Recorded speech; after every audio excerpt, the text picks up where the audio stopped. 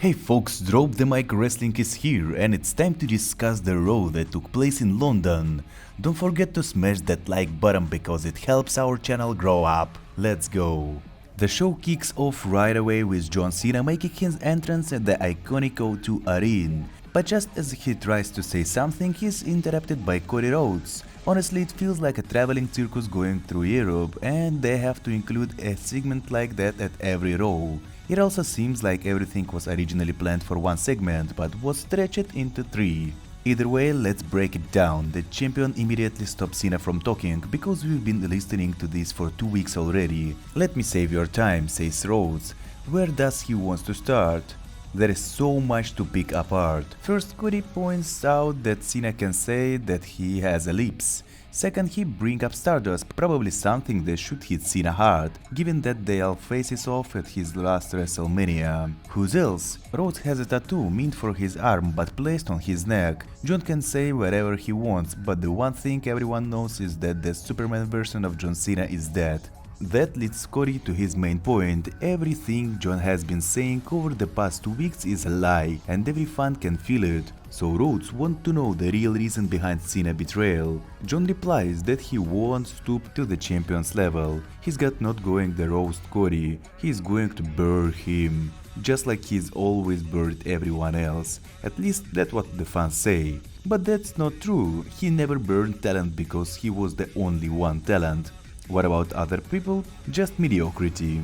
Rhodes may have reached the top, but only because of his inflated ego. Meanwhile, Cena performed at the highest level for years, which is why he's achieved so much. If you really think about it, this is so-called champions is only fit to be Cena's personal driver. He spent his whole career watching Cena trying to reach his level, but no matter how hard he tries to be the best of the best, all we see is a broken man. Cena tried to bring out Cody's true self, but he failed. Cody looks too perfect, acts so good, but John knows that's not the real him. He did everything just to win over the crowd, playing the role of the ultimate good guy. He doesn't look like Cena, he doesn't look like even himself, because he cannot admit that he's afraid. He's just a custom-made perfect wrestler created by someone else. Everything he does is performative, including that ridiculous tattoo. After WrestleMania, Cena will leave as a champion, while Rhodes will have to buy a replica belt from the WWE shop.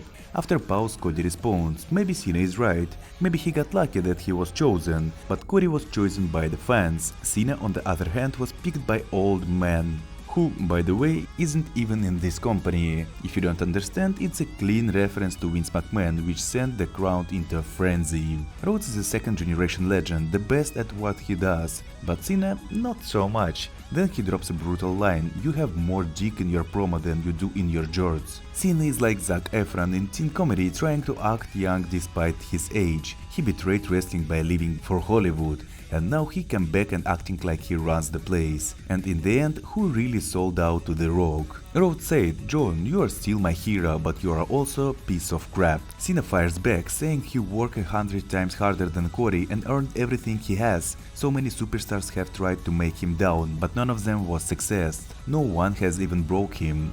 John never left WWE, he always was here, even from distance. Meanwhile, Cody always had to do something just to get noticed. And in the end, Rhodes is only good for the thing, whipping Cena's ass. Cena built a multi-billion-dollar empire, while Cody, he just robbed the son of another billionaire. It was a clear shot for Tony Khan. See you at Mania, champ. Cody stops him and say, no matter what the fans have ever chanted me, I've never heard you can't wrestle. Cena snaps, turns back and gets ready for a fight. He's tried to cheap shot the champion, but instead he aids across Rhodes. I'm really enjoying how the feud is developing, and thankfully both guys can bring it on the mic. I assume we'll see more action after this, and of course John Cena has to factor into things somehow. The road to WrestleMania just heating up. Next up, the New Day makes their way to the ring, and their opponents tonight include Pete Dunne, who has somehow turned face out of nowhere. His tag team partner, however, is pleasant surprise. Tyler Bate has finally made his return after injury. Especially for a UK crowd, they brought back New Catch Republic, and man, I've really missed seeing what these two can do in the ring. It feels like WWE has done something drastic with the New Day, possibly turning them heel, but now they don't seem to know what to do with it. So I was more than satisfied with what I saw. Surprisingly, the New Day walked away with the win tonight. After the match, Katie Kelly interviews them and they demand a title shot since they already beaten everyone possible. That's when the War Riders make their entrance, however nothing more than face-to-face confrontation happens. Next we move on the match that was announced last week, Gunther vs Jimmy Uso. The general is here to send a clear message about what's going to happen to his brother at the biggest show of the year. I absolutely loved the pace and intensity of this match. It felt even better than any previous matches between Gunther and Jay. Obviously the skill gap between them is significant, so the champion toyed with his opponent, refusing to go for a pinfall. In the end, submission secured the victory. After the match Gunther wasn't done, he continued his assault, but then we got something I wish for every single week, the fastest Jey Uso run-in in history. A brawl broke out, but Gunther quickly escaped. After the commercial break, he returned and ambushed both brothers. He started attacking the security guards who tried to stop him. In the end, he handcuffed Jay to the rope and, right in front of his eyes, continued brutalizing Jimmy. He smashed Jimmy in the head with the title and Jimmy managed to blade under the ring, despite that being against the rules. Another powerbomb followed, along with the relentless beatdown. The segment ended with Gunther choking out the blooded Jimmy while Adam Pearce desperately tried to pull him away.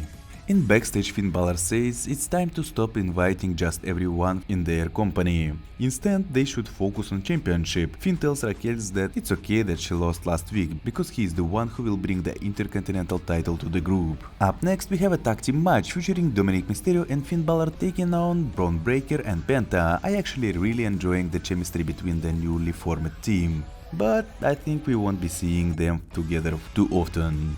We all know this match was mainly set up for storyline purpose, but they still packed this in plenty of great moves, which is always a plus. Honestly, I wouldn't mind seeing Fatal 4-way between their guys at WrestleMania. They could definitely steal the show, and it seems like that's where this is heading. In the closing moments, Breaker accidentally speared his own partner, allowing Balor to hit the coup de grace and hand Penta his first official lose in WWE. Backstage, Chad Gable tells Adam Pearce that signing of El Grande Americana was a great move. Once again, he has a doctor note, meaning he won't be able to compete tonight. Nick Aldis seems disappointed, especially since next week Raw will take place in Chad Gable's hometown. However, since Gable is sick, someone else will have to take his spot.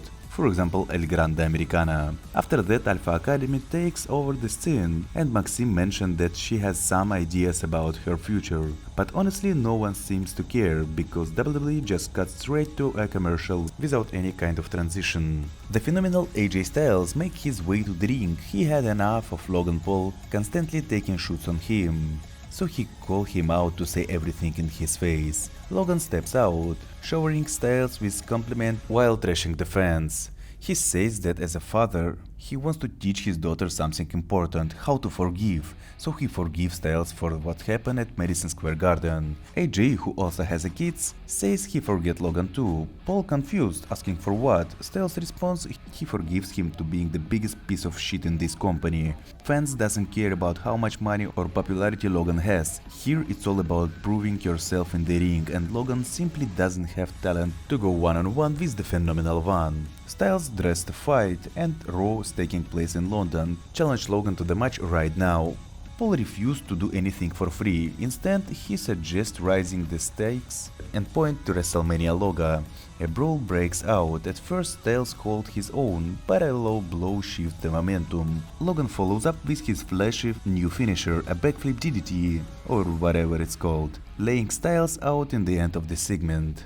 And now we move to on the main event of the show. Io Sky defends the WWE Women's Championship against Rhea Ripley with special guest referee Bianca Belair. My god, it was hilarious how they spent the entire episode telling that Bianca was too busy sewing her own referee outfit instead of enjoying Europe. Oh, and apparently she's also spent time speaking with referee how to officiate the match. The match itself was fantastic, fast-paced and intense. Of course, there were intense run-ins with Bianca because 19 days before WrestleMania. Honestly, I had thought of so many different ways this could play out. But as the match neared its end, I realized I had overcomplicated things in my head. In the end, first Ripley and then Sky attacked Bianca and she sold it like a true referee, going down from one hit like she needed immediately medical attention. Bianca made the decision to call off the match via double disqualification, meaning Io retaining her title. After the bell, all three women brawled, leaving this in-house. Or so they like us to think. It's pretty obvious where this is going.